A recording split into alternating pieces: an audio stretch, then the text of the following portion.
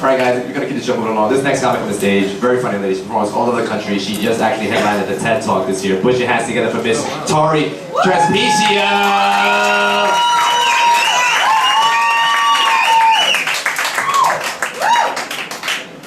Hi. Any fans of The Bachelor here? I can't get into it.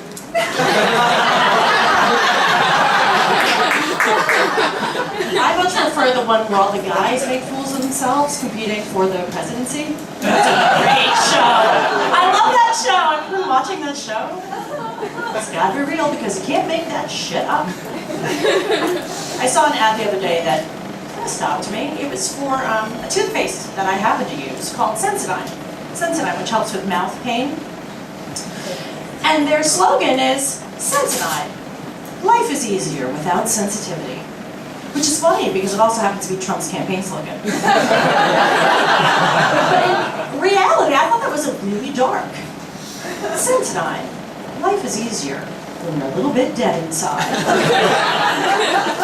Sensodyne. Never feel again. I had a boyfriend for a while.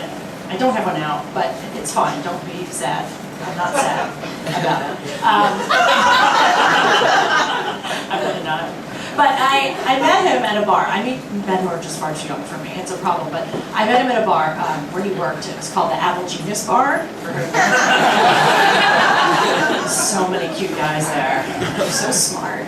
And it was great. I was like, all right, I'll have a boyfriend problem. It was so great because it had been so long since I had regular software updates. I was just like, oh my God! I love that. But anyway, so that wasn't going to go anywhere because it was obviously a lot of different things. You know, he wanted me to move to Bushwick. You know, I wanted to like eat somewhere besides Chipotle. Sidewalk is the big luxury. So we broke up and it's fine. And so I am single and I went to a singles event. A singles event. And I honestly haven't been to AA ever. I have respect for the program, but I kind of think it's a little bit like that.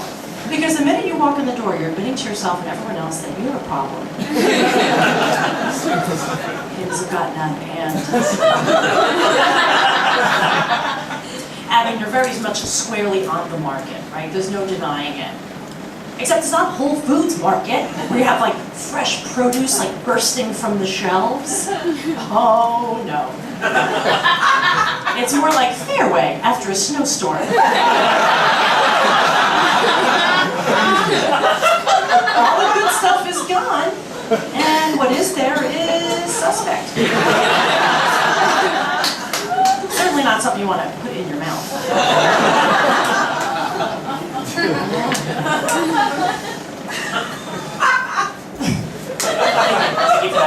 There's a lot of reasons, you know, a lot of excuses, a lot of things we can blame for why a very decent woman such as myself and many other single ladies, any other single ladies in the house right now? Everyone looks like they're on dates.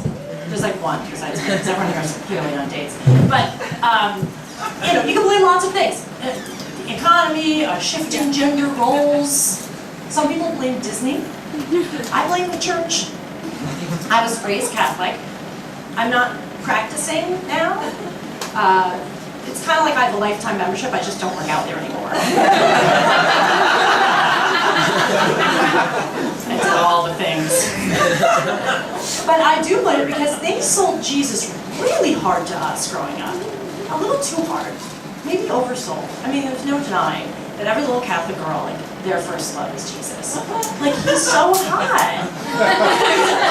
The blue eyes and the man bun and like sweet, like beatific smile. But we don't know if he really looked like that, but come on, how many of us really look like our profile pic? But what they say about him, you know, he loves you and only you, and there's no one like you, and he knows it, and his love can heal you and save you.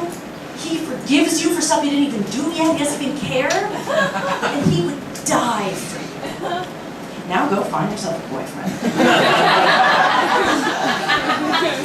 Shouldn't be too hard. Nope, not at all.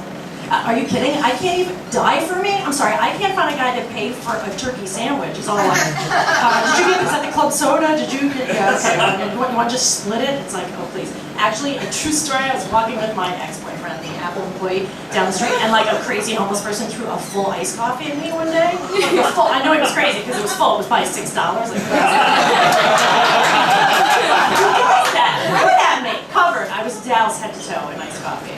And what did that boyfriend do? Like, let's get out of here. Like, turned tail and ran out. Like, die for me? I don't think so. It was so sad. But I did scare the shit out of myself the other day when I was walking down Broadway, live uptown, and I stopped to admire an outfit. And I was like, oh, that's not great. I can see myself in that. And then I looked up and realized I was standing in front of an Eileen Fisher. There's no ladies in the room here, but you know what I'm talking about. For those who don't know, Eileen Fisher is, it's what your clothes would look like if they went through menopause. And when you shop at Eileen Fisher, you're essentially saying to the world, I'm this close to giving up, but first, I'll spend my children's inheritance one $500 sweater at a time. Now, when you're young and you're in your 20s, it's like your vagina is snappy and snug as a pair of Lululemon yoga pants, right? Yep, it's tight. It's tight. You get a little older, you wear a blouse. It's like some nice little loose blouse. After that, you drape. Strategic draping. Which is fitting because if you shop at Eileen Fisher, you could probably wear your labia as a shawl. And so I'm not shopping there. I don't have kids. I do not regret this. I'm not sad about it. It's totally okay. A lot of people are not okay with it. And they're like, oh, Vanessa, you make such a good mom. And I say, and maybe you'd make a great correctional officer for rodeo clown. You never know. And then they say, oh, is it you just don't like kids? You hate kids? No, I don't hate kids. That's unfair to say. I don't have kids for the same reason most New Yorkers don't have cars. They're extremely expensive, and there is nowhere to put one. They're like, are you sure you don't want just one?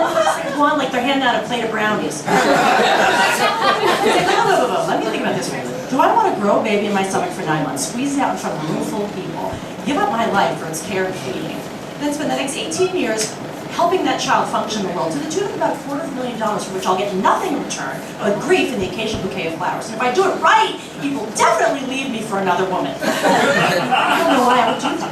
So when people say to me, oh, you should get settle down and have a kid, I say, you should go get your PhD in applied physics. They say, but that's a lot of work for something I don't even know if I want. Exactly. I'm there to teach you.